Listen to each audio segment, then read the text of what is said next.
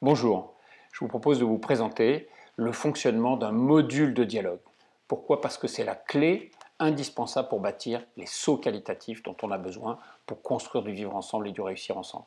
Alors comment ça fonctionne? Eh bien, pour le savoir, il faut partir de ce qu'est le contrat social que les uns et les autres nous vivons tous ensemble. Je vous présente rapidement une méta-étude de sondage réalisée pour le compte du service d'information du gouvernement, le SIG, l'Agence française de développement, l'Union européenne, un certain nombre d'autres.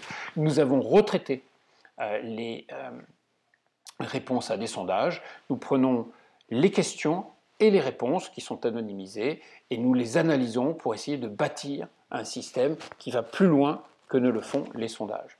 Alors, premier élément quand on travaille sur la question du SIG qui fait un sondage auprès des Français sur leur lien avec le gouvernement, on trouve un premier axe qui est quelle est la nature de l'information attendue par les citoyens en provenance du gouvernement.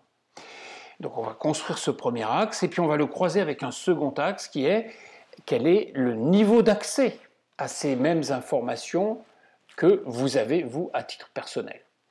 Et quand on construit ça, on va être capable de bâtir une analyse de l'ensemble des répondants qui est un peu plus sophistiquée. Qu'est-ce que l'on voit sur le SIG? C'est que les Français sont dans une grande diversité. Vous le voyez là, ils sont éparpillés sur cette sociographie. Alors, on voit des acteurs qui sont des consommateurs, qui attendent de l'information en provenance du gouvernement qui leur permettent de mieux comprendre ce qu'ils peuvent faire eux à titre personnel, d'autres qui sont usagers, qui disent voilà, il y a des règles, donc j'ai besoin de comprendre les règles, et d'autres qui vont encore plus loin, qui sont des citoyens qui veulent comprendre non pas seulement les règles, mais l'esprit des règles. Quand on comprend Montesquieu, c'est l'esprit des lois, ce qui préside à l'élaboration des règles. Donc, déjà sur ce premier axe, tout le monde n'est pas pareil.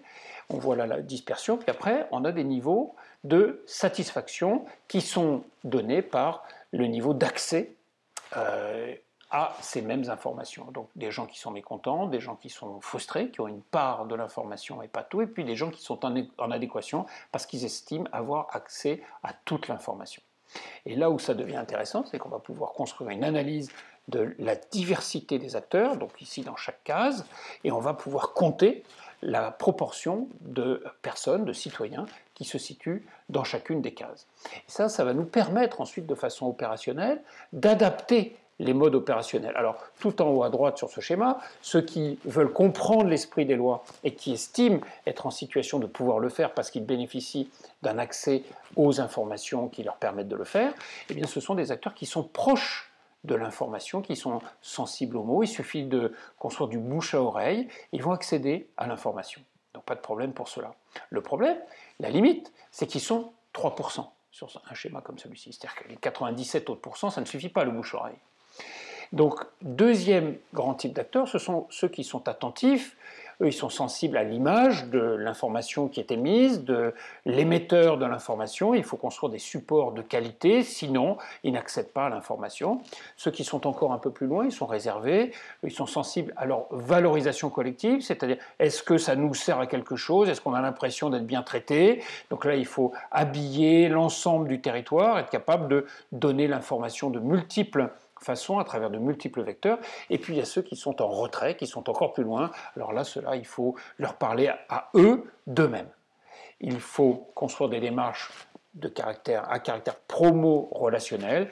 Ils sont sensibles à la personnalisation du message. Si on ne leur parle pas d'eux, ils n'écoutent pas. Et donc on voit que plus on va traiter des gens qui sont éloignés de l'information, plus il va falloir sophistiquer le lien. Or, dans notre gouvernance actuelle, à caractère représentatif, que se passe-t-il?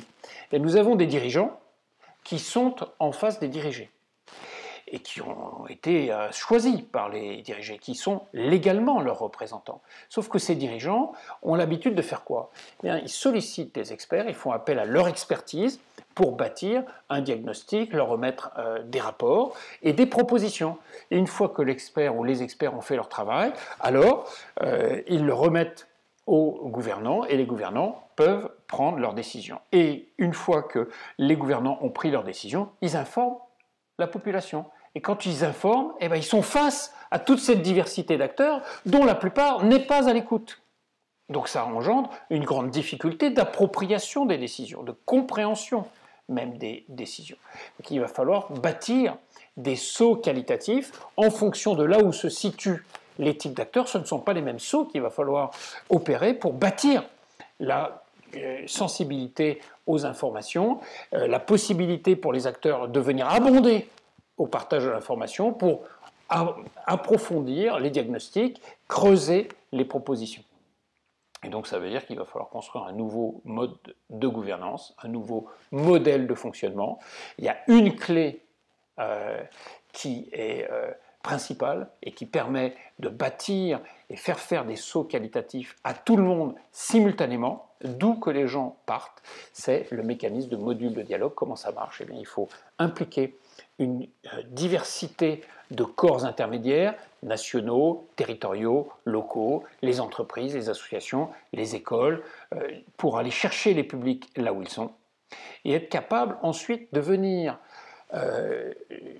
sur la base du travail réalisé par les experts, non pas contre les experts, mais une fois que les experts ont produit leur expertise, être capable, avant la phase de décision, de venir intercaler un mécanisme de réflexion collective sur la base du travail des experts en préparation des décisions des décideurs. Donc ce mécanisme, c'est un mécanisme de partage de l'information, d'approfondissement des diagnostics et de détail, d'argumentation des différentes propositions possibles. Donc ça suppose d'organiser le débat. Organiser le débat, ça consiste de l'ouvrir, d'abord le débat, c'est-à-dire de quoi on va parler, quand, comment, avec qui, où. Une fois qu'on l'a ouvert, il faut préparer en recensant les informations. Après seulement, on peut réfléchir ensemble. C'est la phase d'animation, la phase 3. En phase 4, on va pouvoir impliquer les acteurs pour valider ce que l'on a compris. Si on n'a pas bien compris, eh bien on reprend la réflexion collective et arrive un moment où on dit, ça y est, la réflexion collective est bien en phase avec ce que l'ensemble des publics a compris, et donc on peut finaliser le débat et la décision devient possible pour les décideurs. Eh bien, cette ouverture, il ne faut pas la faire en perspective d'une réflexion collective qui aurait lieu une fois avec certains acteurs seulement, il faut la bâtir avec de nombreux acteurs en de nombreux lieux pour être capable d'irriguer progressivement, strate par strate, aller chercher les acteurs là où ils sont et multiplier les instants de réflexion pour que ces réflexions puissent venir abonder toutes à la réflexion collective qui prépare la décision optimale des décideurs.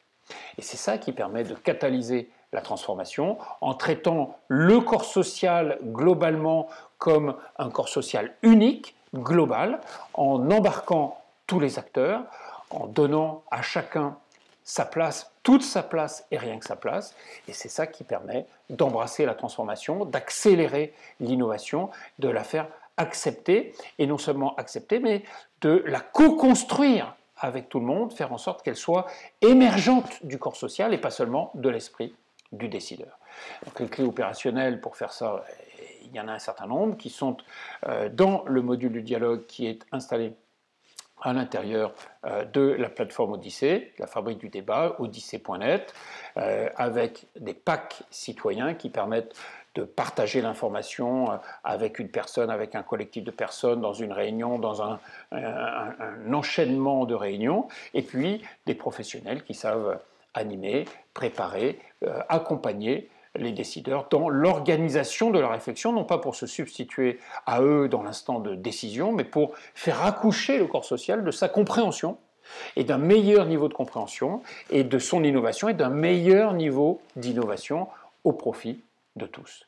Donc pour ça, vous vous connectez sur odyssée.net pour en savoir plus. Vous allez sur la chaîne YouTube Odyssée, vous pouvez participer, partager l'information et la relayer autant que vous voulez. À bientôt.